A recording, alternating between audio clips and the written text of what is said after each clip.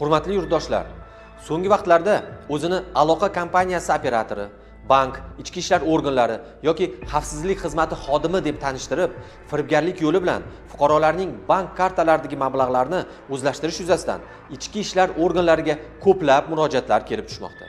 Bu kabi firibgarlar telefondagi suhbat davomida asosan rus tilida muloqot olib borishadi.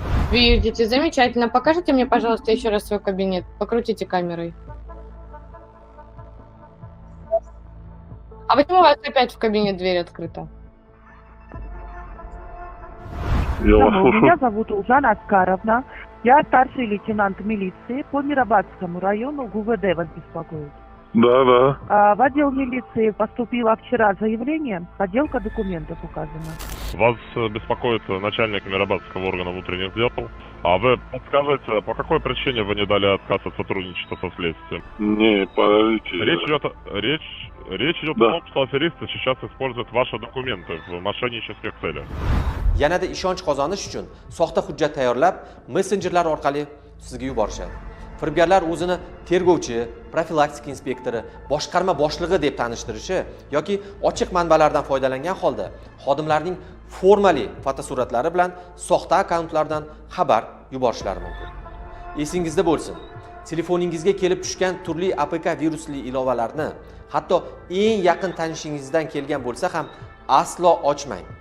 Begona odamlardan siz kiberhujumga uchraganingiz va bank kartangiz xavf ostida ekanligi, operatsiyani to'xtatishni so'rab messenjerlardan kelayotgan audio va video qo'ng'iroqlarga ham umuman javob bermang.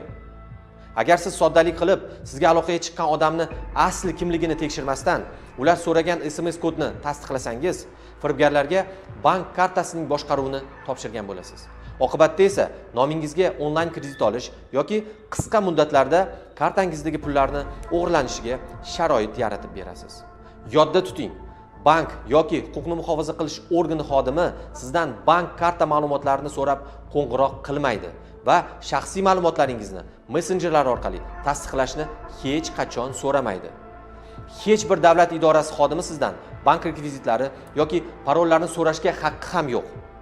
Begona odam bilan telefonda suhbatlashganda shubhalanishni odat qiling va yaqinlaringizga buni doim eslatib turing.